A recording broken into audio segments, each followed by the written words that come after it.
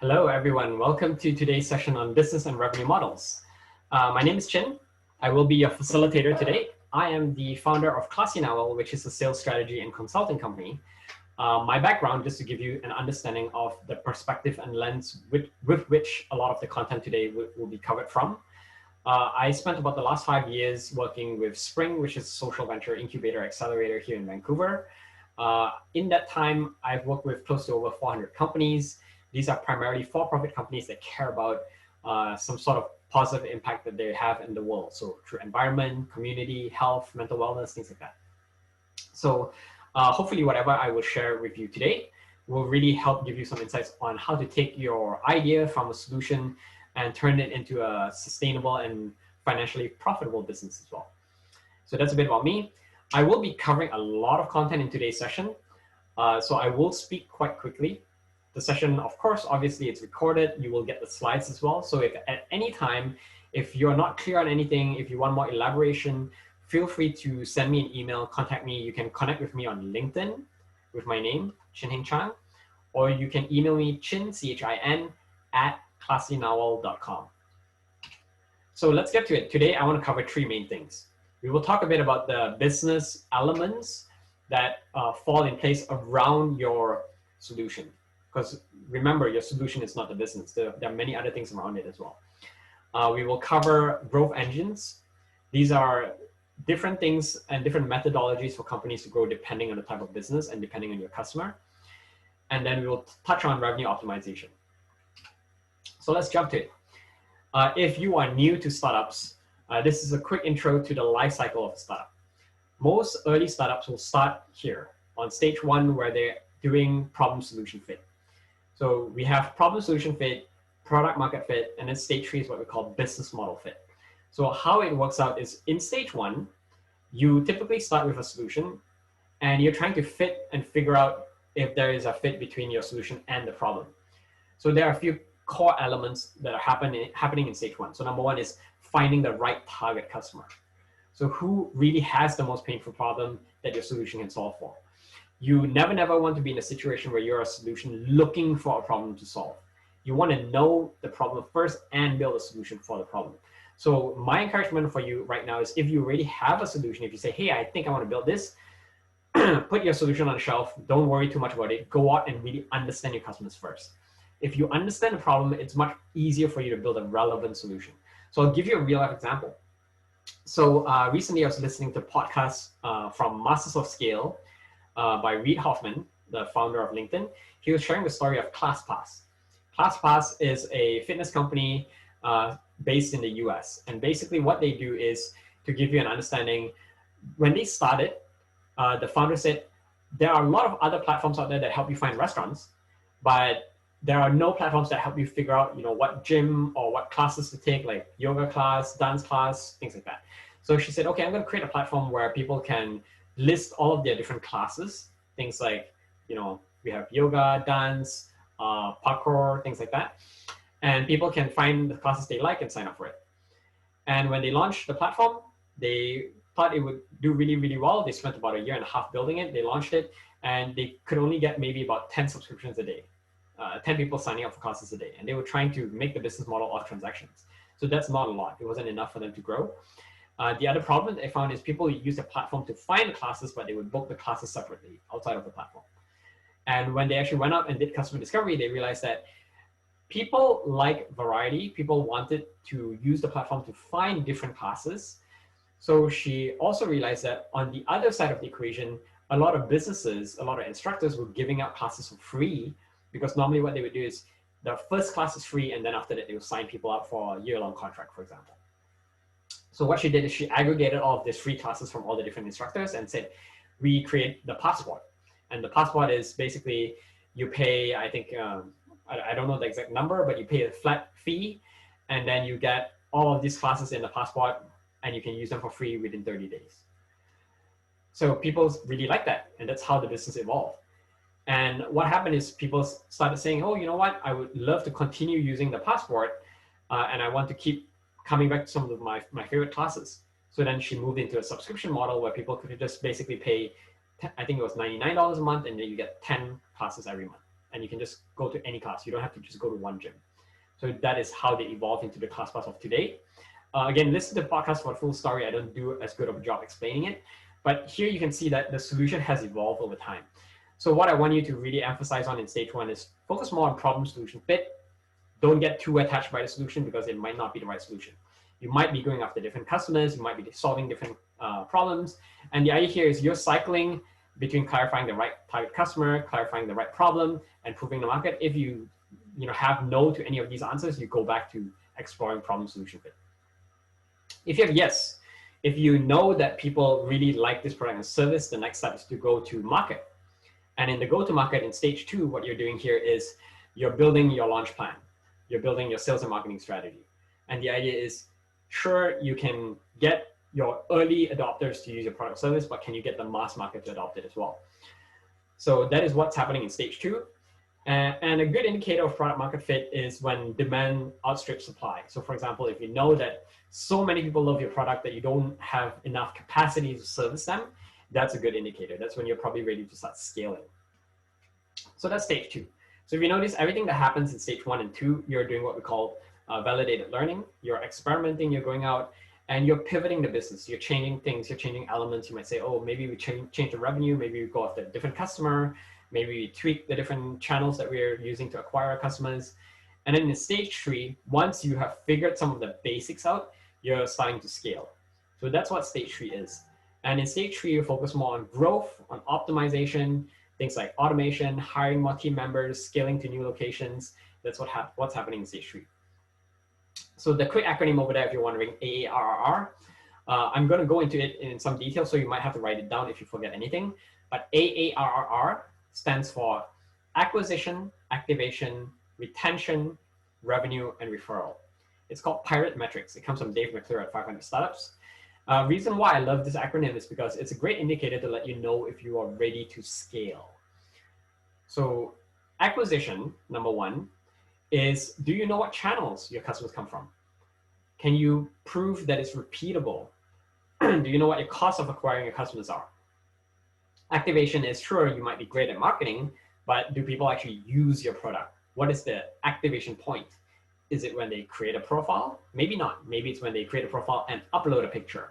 Or maybe it's when they actually start to actually play a game, or maybe when they actually place an order. So what's the activation point? The retention is, what is the lifetime value of your customer? Do they stay around for 1 month, or maybe do they download it and stop using it after 1 week? If your retention is too low, you might have a problem. And then revenue, how do you make money? Quite obviously, what is your business model? Revenue is, the last one is referral. And in referral here, the typical indicator for startups is what we call the Net Promoter Score, NPS. And what it does is it's a question where you say, on a scale of 1 to 10, how likely are you to refer our product or service to a friend? And that question is important because it indicates that number 1, your product has value, and number 2, that your product can grow organically even if you don't do any sales and marketing. So ARR comes between stage 2 and 3 because it's a good indicator if you're ready to scale. And what you're looking at is the first 3: acquisition, activation, and retention. Because if you can go to an investor and say, hey, I know my acquisition channels. I know that every $50 I spend on Facebook, I get 5 customers, and that equals to X amount of revenue. That shows the investor that you're not experimenting with your money. You're not just trying to figure out which channels to use, but you know, and it's repeatable, it's predictable. So it takes out some of the risk. The second one is, activation. People use my product. They don't just, sign up and create an account.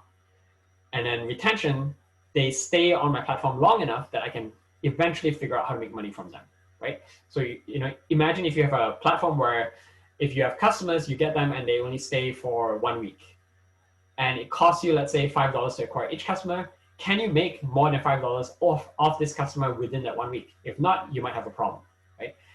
If you have a retention where a customer stays on your platform for, let's say, a year or 2, then even if you can't make money from them right away, investors are usually quite confident that there's enough value in your product that you can eventually figure out how to make revenue down the road. So you don't really need to have revenue and referral, but it's very important to get the first 3 in order to move to the next step and start to scale. If you scale too early, you're scaling prematurely, you're raising capital too quickly, or you're hiring people and expanding to new locations, that's where you're building a leaky ship. Right? You're starting to build a lot of holes. Maybe you find, oh, great, look, I put out my ad and I get 5 million people downloading my platform, and I'm going to raise money from investors, but you build an app and then no one actually uses it, right? So you want to make sure that you figure out acquisition, activation, and retention before you go out and try and scale. So where we are right now, we are at the starting line. We are at the idea stage. And we are just really focusing on the solution here. So let's talk about all the pieces that fall in place around it. And the first thing to introduce is the business plan. The business plan is the traditional way of actually mapping out all of the different elements. As they say over here, plans are of little importance, but planning is essential. Another great analogy from Mike Tyson is everybody has a plan until we get punched in the face, right? So why am I talking about plans here is because the plan itself is not important because it will almost never be the same. But the act of planning is super crucial because it helps you understand what to do and how to react when things don't go according to plan, right? By planning, you know what is your plan B, your plan C, your plan D. So what I want to introduce is what we call a one-page canvas instead of a traditional business model canvas. The reason why this is popular is because with a single page canvas, it's much easier to share your entire business with, let's say, an investor, co-founders, new hires, and this will eventually become a foundation of your business plan if you need to write a business plan. Business plans are pretty outdated, but if you do need it, it's usually for raising money or borrowing from banks. And the one-page canvas is also easier to evolve because if you have everything on one page, you can see, oh, if this is not the right customer, I just need to change my channels. Right? So if you see everything in one page, it's much clearer to you. You don't have to flip through 60 pages of your business plan to figure out what you need to adjust if things don't go according to plan. So there are quite a few business one-page canvases out there. The most popular one is the business model canvas. Another one you might hear is the lean canvas. I'm not going to go into them in specific, but I'm going to show you a different one that I've built. So quickly here, like I mentioned, with the one-page canvas, your goal is not to get into too much detail. You don't want to get into analysis paralysis. You want to be able to be flexible so that if things change, you can quickly have a quick overview of your entire strategy and see what needs to be adjusted. So this is the Lean Impact Canvas, and it was built over at Spring. And this is what it looks like. So number 1 is purpose or mission statement. Number 2 is problem or pain point. Number 3 is users or customers. Number 4 is solution. Number 5 is existing alternatives or competition. Number 6 is value proposition. And I'll talk about the rest later. So let's go through each of the sections. So number 1, purpose.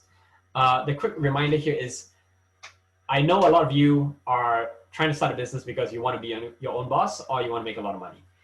That is not the right reason to start a business. And the reason why I say that is not the right reason is because profit is not your purpose. Profit is a result of doing something really, really well. Does that make sense? So I'll rephrase that. Let's say if you say, the goal of my company is to be the most profitable company in the world. That's not a good mission. You should say, the goal of my company is to be the best at XYZ, and we will become profitable as a result of being the best at XYZ, right? So it's really important for you on day 1 to establish what your mission is, what your purpose is, because this will really help ground you. It will help you understand, when to give up, or if something's not working, how to adjust your business. So the most common question I get is, a lot of early entrepreneurs say, man, it was a lot harder than expected. How do I know if I'm just being stubborn, if my idea doesn't work, if the market's not ready, if the technology is not feasible, or should I just keep continuing and try to figure out a way to make it work? And my saying here is, purpose is that northern star for you. It's kind of like if you're taking a road trip. Say, for example, if you're driving from Mexico to Vancouver. Vancouver is your mission. Vancouver is your purpose. If you set out on the drive and you start to encounter accidents, those are the roadblocks, the challenges that you have the option of turning back and giving up and going back to Mexico. So that's what happens if you give up. Or you can take a detour, find a way around it, and still get to the same destination. So that's what we call a pivot, right? You're taking a detour, but you still end up at the same destination. If you don't end up in Vancouver and you end up in Seattle instead, what would have happened is you are essentially distracted. You're going from, like a app to self-driving cars to AR, VR to blockchain. You don't want to be a distracted entrepreneur. The idea here is you're not throwing shit on the wall and seeing what sticks, because that's purely all up to luck. So good pivots, good adjustments are adjustments that are grounded in the mission and also grounded in what you have learned. If you ground yourself in that, whenever you make adjustments in the business, you will ensure that the adjustments you make will still lead you to the same destination. So that's how you ensure that you get to that wall of diamond, even if you're finding that this route is not the right route. Maybe you encounter a rock, you take a detour, you come around, right? Number 2, problem definition. This is number 2, and it comes before solution, because I don't want you to start by defining the solution. I want you to focus more on the customer. What is the problem that they have?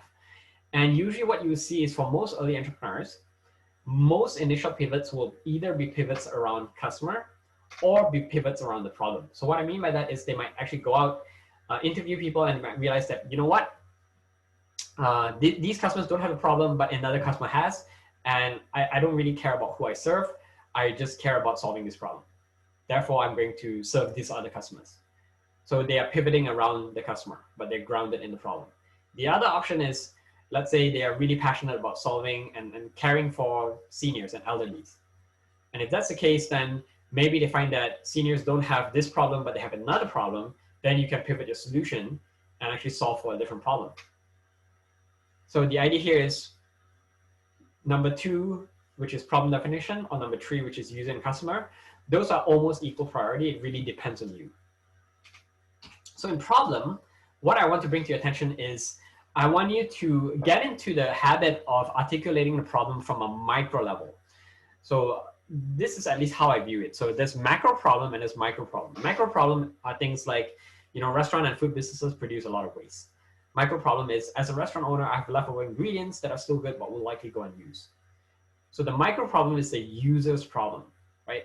Another example, macro might be, there's a high amount of depression. A lot of people suffer from depression in North America, right? So that's a macro level problem. Micro level problem is when someone's going through a depression episode, they struggle with finding the right people to speak to, right? As a user, I understand. So it's important to understand the micro problem, because when you're pitching your business either to investors or in a competition, people need to understand how your solution will actually solve the problem. And if you just talk about the macro problem, like if I say, there are a lot of people who struggle with reading, it doesn't tell me how your solution will actually fix it, right? So talk about the micro problem, and it will help you articulate your solution in a better way, so that people can see, I see now how your solution will solve the problem. As you think about the problem, another thing to bring to your attention is the 5 whys framework. A lot of us tend to not dig deep enough, and we tend to solve symptoms of a problem rather than a root cause. The example here comes from lean manufacturing. Why did the machine break down? And an overload blew the fuse. If you stop here and replace the fuse, the machine would start working again, but it would break down again, right? Why was there an overload? Because the bearing was not sufficiently lubricated. Why? Because the pump was faulty. Why? Because the shaft was worn and rattling. Why? Because a random piece of scrap metal got in. And if you know the root cause, you then know that you need to fix the process, so that if someone services this machine, they'll fix a strainer so that no random pieces of metal will fall in, so that it won't damage the equipment. And then you won't ever have this problem again. So this is when you get those kind of aha moments where people think like, why didn't I think of that? So Uber here, Travis, who's the founder of Uber, if he just said, hey, I can't get a ride because there are no cabs around, if he stopped there, he would just become a taxi driver. So he obviously questioned himself enough to really understand that the root cause is that, that there's a problem with the taxi cartel system. There are not enough cabs around because the taxi cartel system controls who gets a license, and it limits the number of cabs that are on the road. So therefore, I'm going to create a platform that will liberate that and allow anyone to be a cab driver if they want to. So that's an application of the 5 whys in an example. So my encouragement is 5 whys, you want to question yourself, ask yourself why enough times. Sometimes it's 5, sometimes it's more than 5, sometimes it's less, but you want to try to land on that root cause. And the same is you also want to ask why from your customers, because what you think might be the root cause might be different from what your customers think. So user versus customer. When we talk about user and customer, the key things to think about is who is your ideal target customer. And ideal target customer comes in many flavors. So we have ideal early adopters and we have ideal mass market customer as well. We also have ideal customers that we enjoy working with. Maybe these are customers that are easiest to work with, most profitable, or we have ideal for the customer. So what I mean over here is that, let's say if you have a solution for restaurants, it might be great for private restaurant owners, but it might not be as relevant for chain restaurant owners like McDonald's. So who is the ideal customer here? Will McDonald's care more about it, or will the small private owners care more about it? So just ask yourself that question to figure out who is the ideal customer. And another thing to think about is user versus customer, because sometimes user and customers are the same, but sometimes they might be different, right? In Facebook, obviously you can see you use Facebook, it's free for you. You are not the customer, you are the user. The customers are the advertising companies. You are the data. They advertise to you, you are the product. So if a user is not paying for a product service, they are typically the product to the customer, right? So if you have user and customer, they could be, again, one and the same, or they could be different. But when you design your solution, you need to ensure that your solution can also speak to your customer. A lot of people focus so much on the user, but if they can't speak to the customer, you won't be able to make money from it. You might also need to speak to multiple groups. So for example, if you're selling organic chocolate, consumers, they are the user and they are the customers, but you might also need to convince retailers to carry your product, because if you can't get them to carry your product, there's lower exposure, you don't get as many people to see your product, it's harder to sell it, right? Or you might even have to sell wholesalers and distributors on your product, because they can help open up partnerships, they can get more grocery stores to carry your product or service. So if you speak to all of them, you might learn different things. For example, consumers might care about taste, maybe retailers care about certain packaging because they want it to be displayed nicely on the shelves. And maybe wholesalers care about, let's say, storage temperatures, right? If your chocolate has a low melting temperature or high melting temperature, then it might cause an issue with logistics because it might melt before it gets to the grocery store. The next point is competition or existing alternatives. Competition is a good thing. It's not necessarily a bad thing. If no one else is in your space, it's probably a warning sign. It could either be that the technology is not feasible yet, or maybe that there simply isn't any demand. So if it doesn't exist, doesn't mean it should exist, right? So when you think about competition, what I want you to think about is not only direct competitors, but also indirect competitors. So an example here is if you're a restaurant, direct competitor is other restaurants. An indirect competitor might be meal prep companies, food delivery services, grocery stores, because they also help you get food, but not through a restaurant. So who else is competing for your target customer's attention? So another example is, let's say if you want to open up a VR lounge where you have this space where people can come in and play VR games. Direct competitor could be other VR lounges out there. Indirect competitor would be movie theater or bowling alley, right? So who are the existing alternatives? It might even be pen and paper if you're a tech solution. Maybe there are no other direct competitors out there, but right now people do it manually with pen and paper. That's an existing alternative. So you need to be able to show that the benefit of using your product or services will outweigh existing alternatives. As you think about competitors, the common question is differentiation. How do you stand out from them, and how do you get started? So what I would say is don't worry about being different on day one. When Hootsuite launched, Hootsuite is a Vancouver-based social media platform. There were about 15 other platforms that were Twitter dashboards as well. So what they would do is you could log in and you could have multiple Twitter accounts attached to one platform. You create a post and you hit send and it will go to all 5 of your Twitter accounts. And Hootsuite was doing exactly the same thing as about 15 other competitors in the market. So you don't have to be different on day one. But if you really want to scale and grow as a global company, you need to have a plan for differentiation. So Hootsuite, they added Facebook, LinkedIn analytics. They added the ability to schedule postings ahead of time. So that's how they eventually became more and more different. As you think about building competitive advantage, you don't necessarily have to always add more features. Some other key things to focus on is, I would say, number one, people will copy you. So copying you is a great compliment. It means that you're onto something. But as you worry about people who are copying you, focus instead on executing fast, getting ahead. And when you execute fast, you also start to build a strong brand. It's important to do this because there will be copycats, but when you build a strong brand, you have brand loyalty and people care about your brand. So for example, let's say Nike, like the same, if you go to China and you buy a knockoff Nike, people are less likely to do that because they trust the quality of the actual Nike brand. So even if you have a knockoff, if you have the right brand and you build loyalty around your brand, people come to you because you are you, not because of the product that you sell. Number two, create a community. If you can integrate your customers and integrate them into your community or into a community of other customers, that is a very powerful tool, because as competitors come in and they try to steal your customers, it means that these customers, if they have to leave and switch to a competitor, they need to actually form new relationships. They need to break existing relationships with the community. So it's difficult for them. The third tip is to integrate. So for example, if you sell recruitment software, if you integrate with other things like payroll, performance reviews, then it becomes harder for someone to switch away from your platform, because if they use a new solution, then they need to find another alternative that will help them deal with payroll and find something else that will help them deal with performance reviews, right? So the more you integrate with something, the better. And again, these are things that happen over time. You don't need to do all of this on day one. So Apple's a great brand. Apple's a great example. They are not one single product. So people can try and copy them. It doesn't matter, right? They have a strong brand. People understand that Apple equals ease of use. Apple is good quality. Apple is creativity. So they are not a single product. They have the iPhone, the MacBook Pro, iPod, Apple iWatch. So you want to be like Apple. You want to build a brand, not just focus on a single product. So what we have gone through is quickly, number one, purpose and mission statement. We've talked about problem or pain point. We've covered user. We've talked about solution.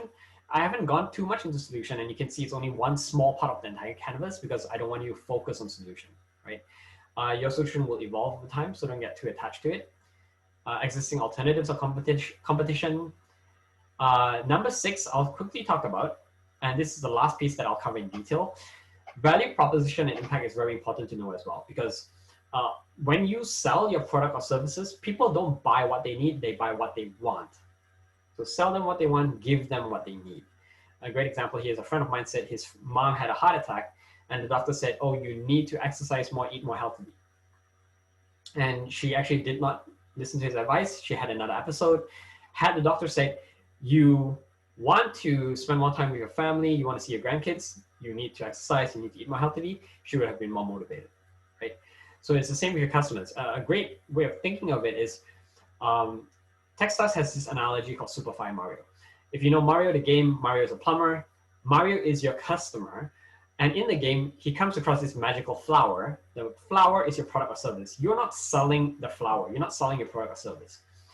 When Mario gets the flower, he becomes Super Fire Mario, and he becomes invincible. He can walk through enemies. He can throw fireballs.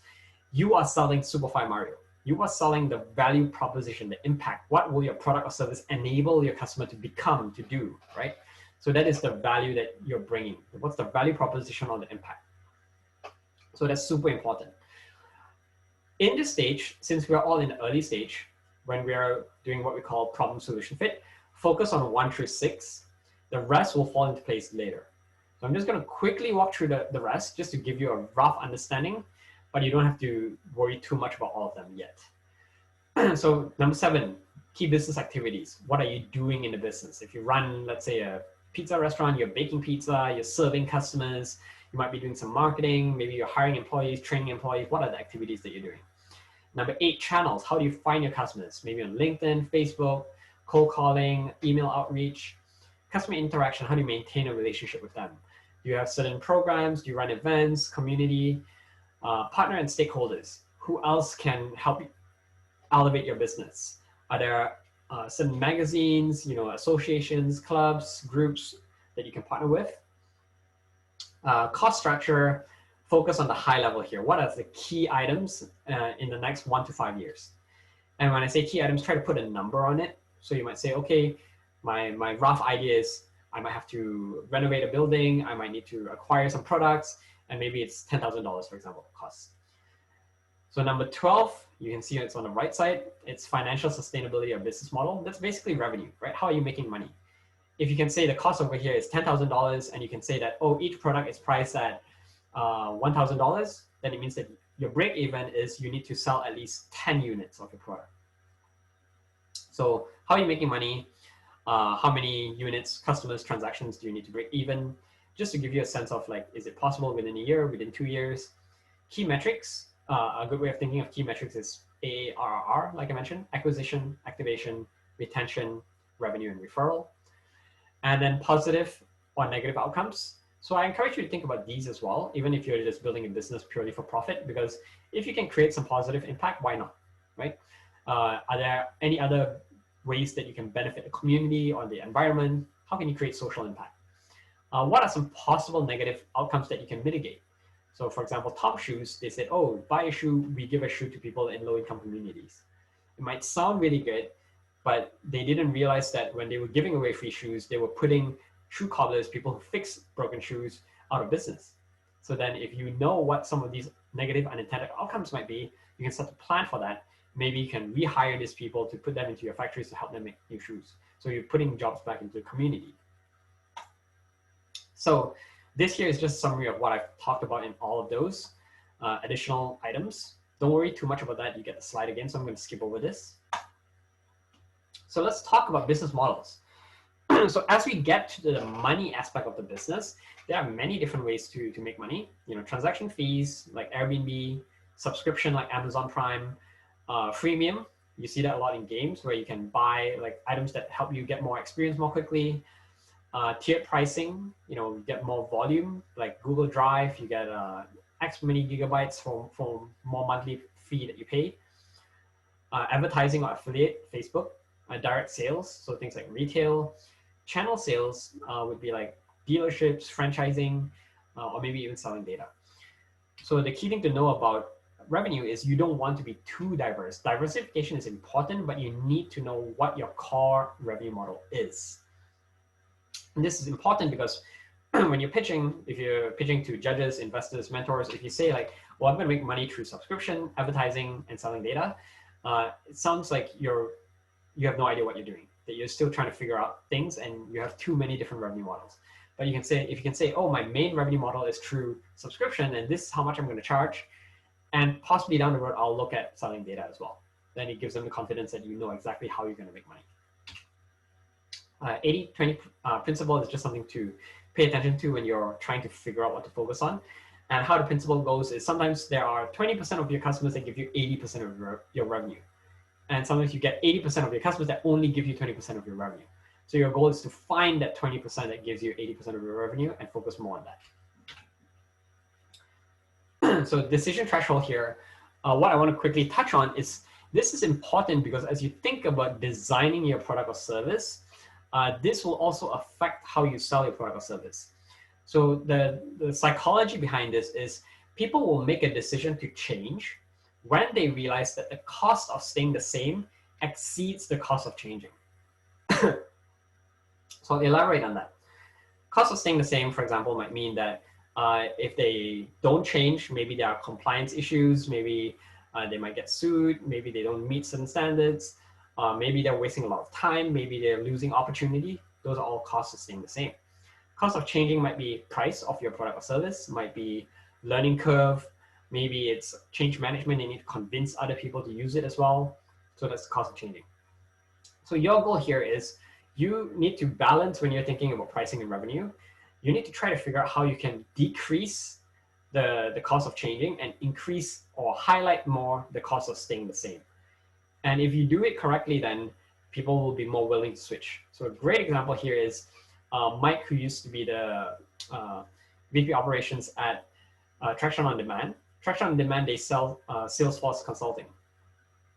So for those of you who are not familiar with Salesforce, it's a CRM tool. It allows you to track, manage all of the data in your company so that you can track all your customer data, your employee data, you understand where conversations are at, what stage the customer is at a funnel, things like that. So again, don't worry if I'm getting too technical, but basically in a nutshell, implementing a tool like Salesforce is a big decision for most companies. There's a high cost of changing, right? It's really expensive. They need training. They need a lot of time to adjust to the new software. So what they did is they found that instead of trying to come in and help a company change into Salesforce, they were actually finding more success to actually get early customers by offering them a consulting package where they said, hey, for $5,000, instead of an expensive, $50,000 project, for $5,000, we will help you create a report that evaluates your business and suggests all the different CRM tools that you could use. So not only Salesforce, but all the other tools as well. And we will give you a plan on how to implement it. But you can implement it yourself. Of course, if you really like the work that we do, you can have us come in and implement Salesforce for you if it's the right fit.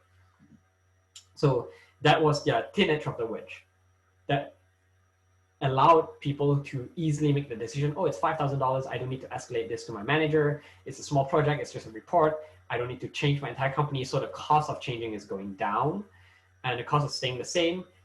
They understand the frustrations of not being able to use all the full functionality of a proper CRM. Like, because I don't have a CRM, I can't track where my customers are. I don't know if my customer is ready to buy yet. I'm missing out on opportunities on sales. So by creating this report, it also highlights all of the costs of or the missed opportunity that they have. So your goal here is, as you think about your product or service, you want to balance out cost of changing versus cost of staying the same as you think about pricing as well. Sorry, another great example before I jump on is Craig Sagal from RunGo, which is another Vancouver company. Pricing, he found that his customers were actually, his app is basically an app that helps you when you want to go out running, and it gives you turn-by-turn based instruction to tell you which path to take. And he actually found that hotels were a great customer because people who come to a new city, stay in a hotel, they want to know which routes to run. And the hotel can just say, hey, go download this app, RunGo. And he found that the best price was actually to price it at $5,000, because over $5,000, each individual hotel could not make the decision and had to escalate that to head office. So if he priced under 5,000, he could get an individual hotel manager to say yes without having to escalate it to head office, right?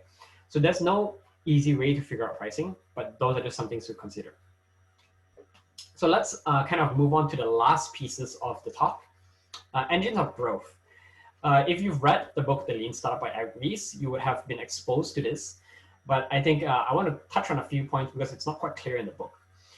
So in Engines of Growth, Eric talks about three main engines of growth. There's paid, viral, and sticky. So paid here is regular advertising where you're getting your customers through paid acquisition. Viral here is not about creating like viral campaigns. It's more about word of mouth. So people come and use your product because other people tell them to. And then sticky is through retention. So you can grow your company through retention as well. So let's walk through each of those. So paid, obviously, product placement, advertising can be in-person advertising, physical advertising, can be digital advertising as well. I would consider, trade booths, conferences, those kind of things all paid as well. Viral works best for certain types of products. I would say that paid works well if your product is, or if your solution is a physical product. Paid engines of growth also work very well if your value proposition is clear. If you can clearly articulate your value proposition. If you can't clearly articulate your value proposition, it's probably better to focus a bit more on viral. So when is this the case? So if you're doing something that is really, really innovative, and you really need to explain something to someone for them to really get it because they can't just see an ad and immediately understand it, then it's better for you to focus more on viral. So for example, Dropbox is a great example here. Dropbox was ahead of its time when they launched, they were one of the first cloud solutions that will allow syncing of files across devices. And this was new because back in the days when people were thinking of cloud, they weren't thinking of, file sharing in this way.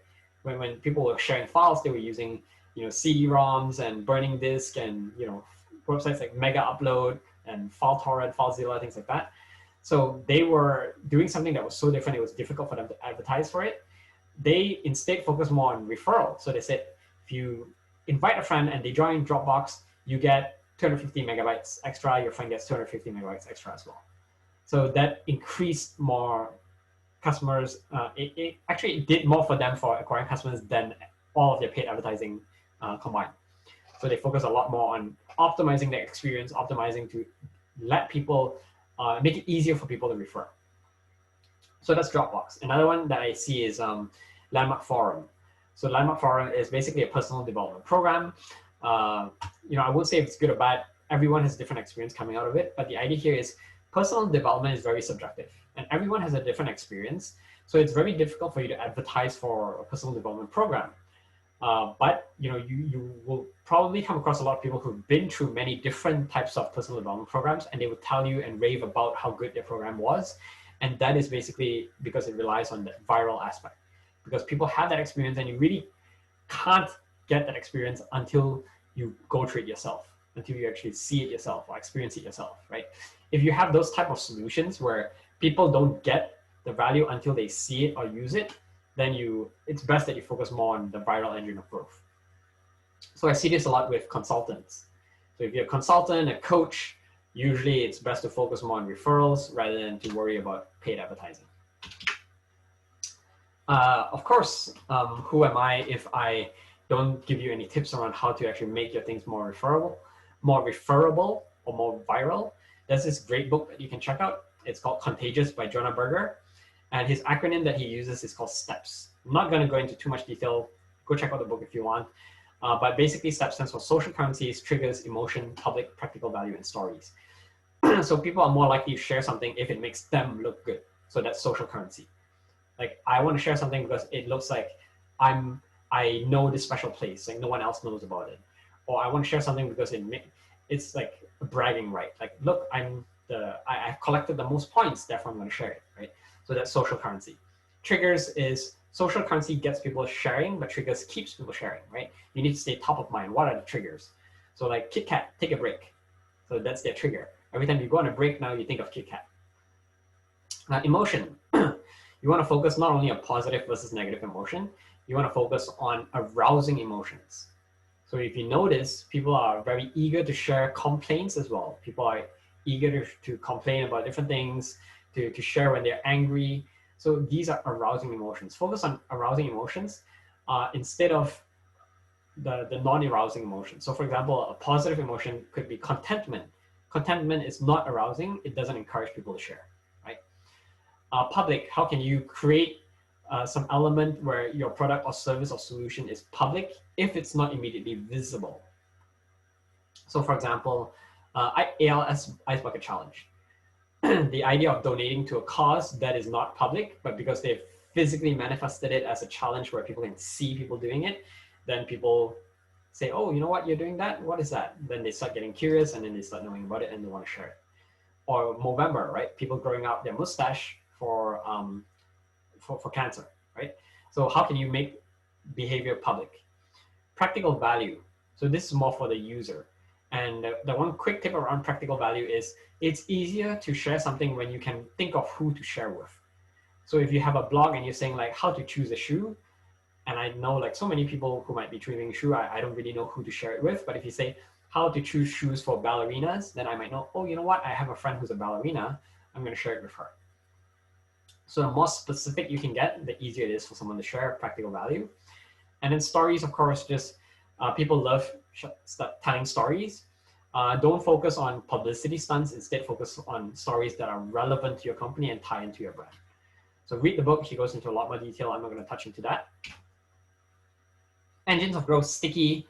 That's where you focus on retention, right? So the quick reminder on sticky is you can grow a company even if you focus purely on sticky growth. So what that means is basically you just add the same number of customers every month, but because you have high retention, like your customers stay maybe for 2, 5, 10 years, whatever it is, your company will still grow, even if your rate of growth is still exactly the same, even if it's linear. But what you want to remember is that if you have a sticky growth and you're not actually making more money off your customers, you technically have what we call negative churn. So you want to try to instead focus on, you have positive churn. You want to instead focus on negative churn. And negative churn is where you're actually doing things like upselling existing customers, you're cross-selling them additional things. And the idea here is you're making more money off these additional customers, these existing customers, so that the value of your customers increase over time. Otherwise, you will end up with like the left, where you have a depreciating curve, versus if you have on the right a growth that is exponential. So I'm not going to go into too much detail with this. There's a whole blog post on what this means and how it works. But just make sure that you're actually thinking if you want to focus on sticky, high retention, you also need to make more money from existing customers as well. The last piece that I'll talk about is as you start to plan your business model and as you start to make money, when you think about how you can optimize money, there's really only 4 ways. So again, this will help you think about which business models to pick as well. So there's only 4 ways to get more money for your business. Number 1 is increase number of customers. Number 2 is increase average transaction size, get them to buy more. Number 3 is increase frequency of transactions, get them to buy more frequently. And number 4 is raising your prices. They all sound very, very obvious, but let's go into each and some examples just so that you can see how creative you can get. So number 1, increasing number of customers. The things that you can do for this would be testing your channels. Instead of maybe Facebook, you try LinkedIn and see if you get better quality customers. Expanding your target market, going to a new region, serving a different industry, leveraging referrals, being a thought leader, all these kind of things help you increase number of customers. Transaction size, you see this in upsells, cross-sells. So upsell, cross-sell, if you're not familiar with each of them. And upsell is where, let's say if you buy a TV, you sell someone to a larger size TV. That's an upsell.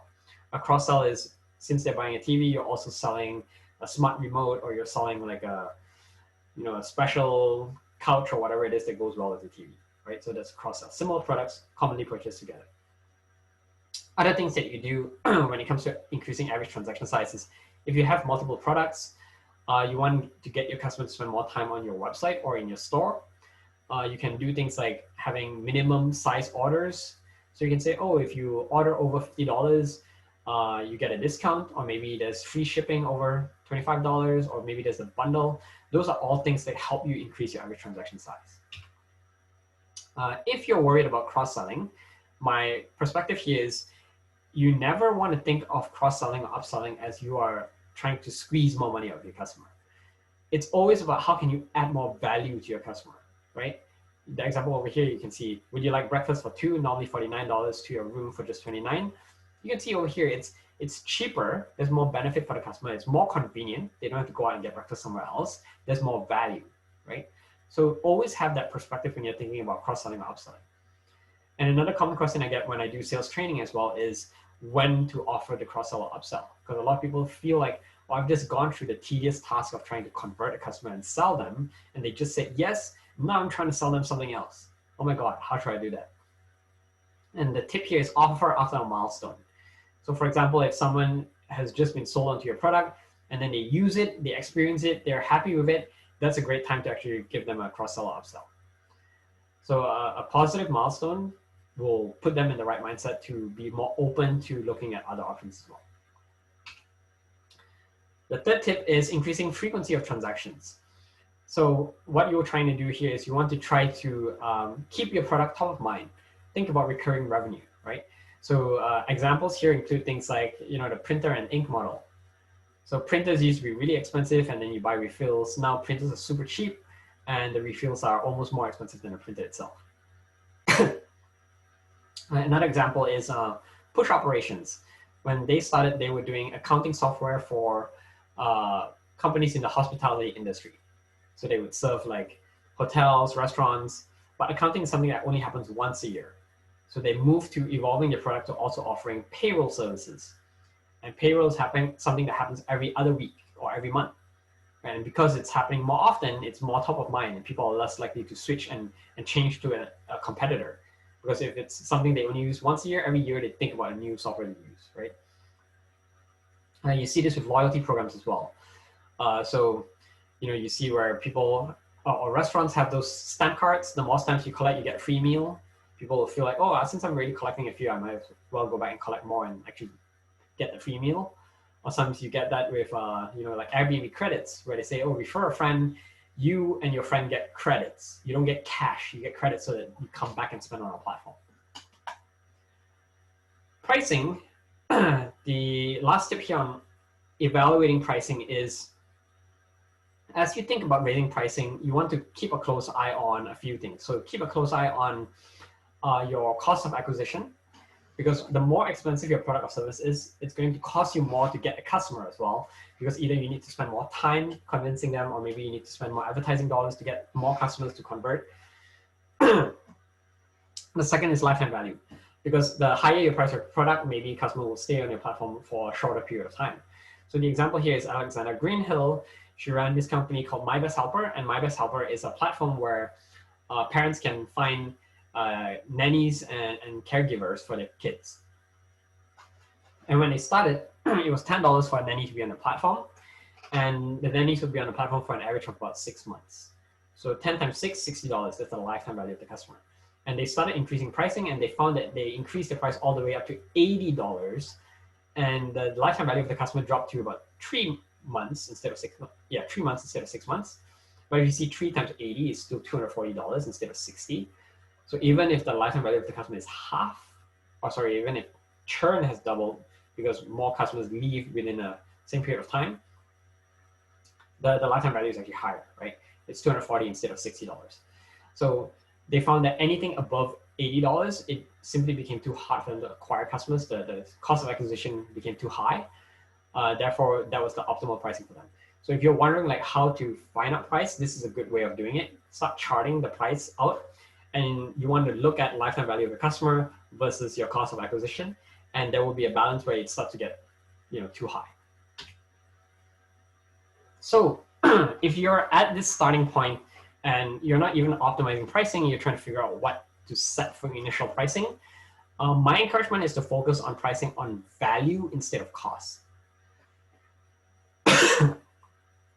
So what I see here is a lot of people focus a lot on pricing based on the cost of servicing the customer. Instead, think about the values. Like, if you're saving your customer money, let's say if you're saving them, $50,000 a month, you can probably charge them 10 to 15% of what you're saving them. If you're helping them bring in more profit, you can probably charge them anywhere from 10 to 25% of the additional monthly income you bring in for them. If you're helping them save time, it's a bit harder to figure that out because time is worth a different amount to different people. But try to think about what is the missed opportunity. And there's a missed opportunity cost, and what is that? You can likely charge about 10% of that. So those are just some rough guidelines to help you, thumb in the air, start with an initial price. But by no means do you need to fall within the range.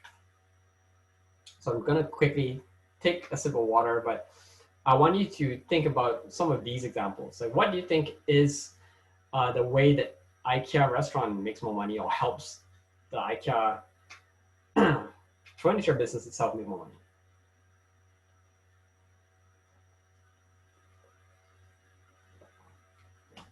Oh, sorry, no more speaking.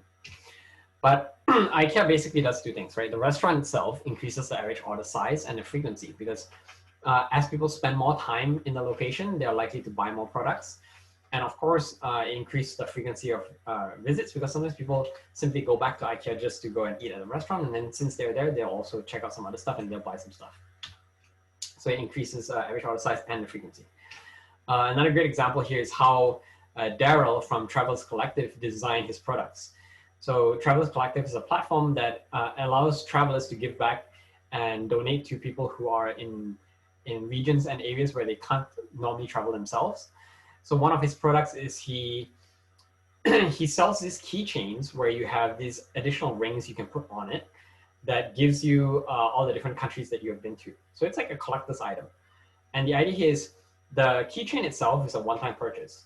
But having those additional rings where it has a stamp of each of the country, those are additional add-ons that people buy.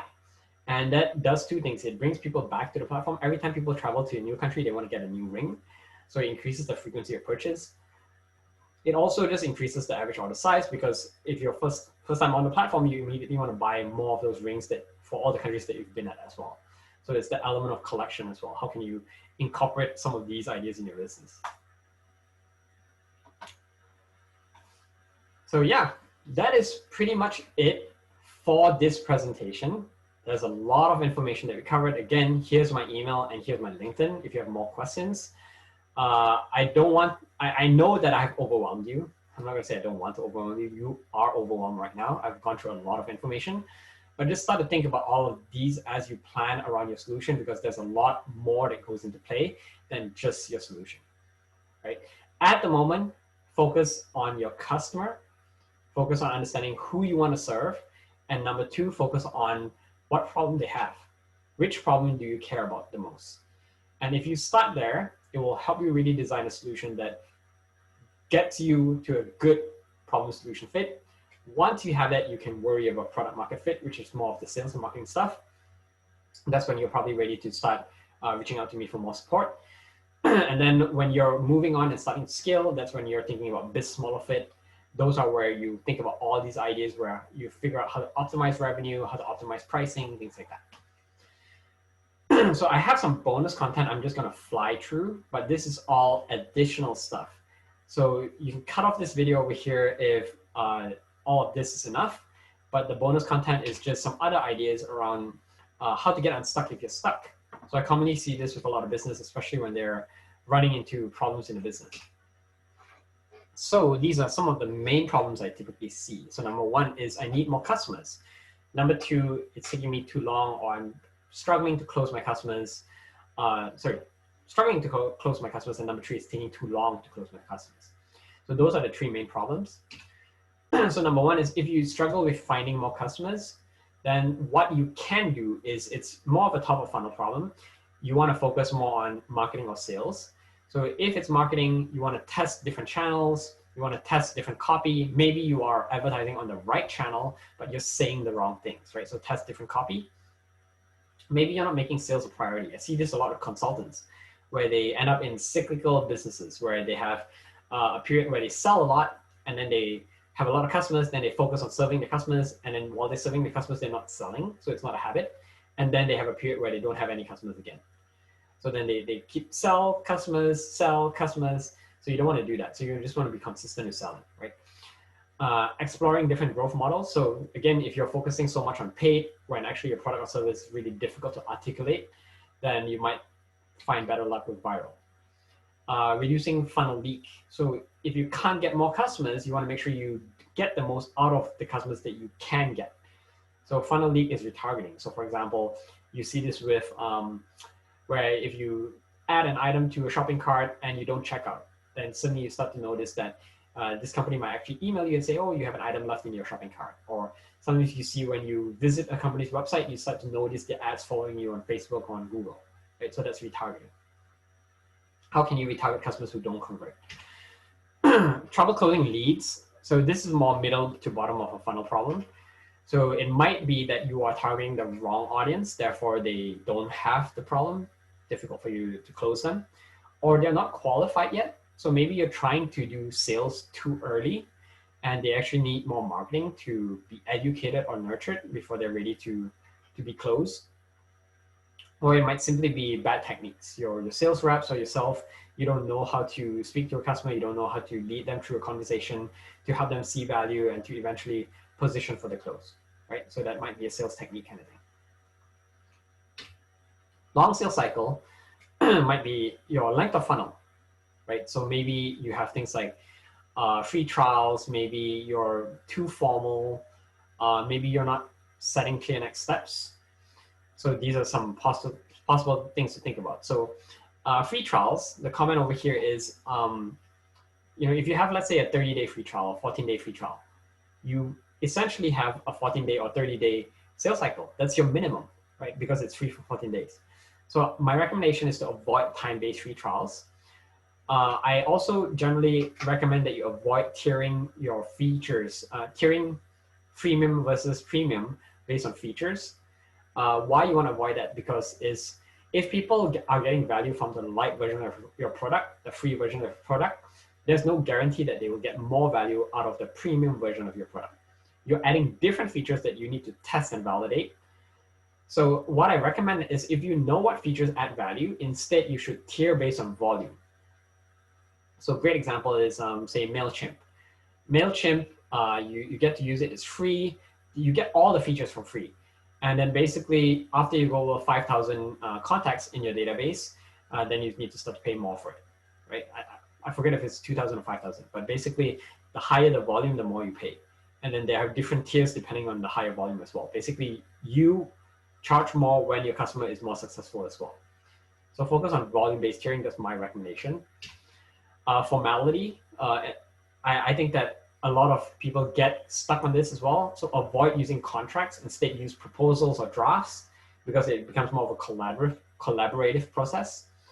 Another thing to think about is just look at what your competitors are doing. I remember working with a company and he said his sales cycle was about a year long. He was selling software to hospitals, and no surprise, hospitals take a long time to make a decision.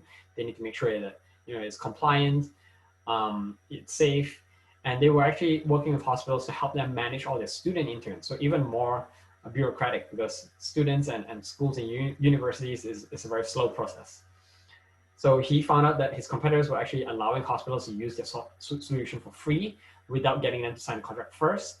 And all of the legal stuff was in the terms and conditions of using the software. So by making the solution free, they could use it. And then it was volume-based tiering as well that allowed them to more easily switch over to using the solution. So don't make it too formal. These are just some additional bonus resources that I talked about. Lean Startup by Eric Ries to read more on the growth engines. Blue Ocean Strategy if you want some other ideas around competition and differentiation.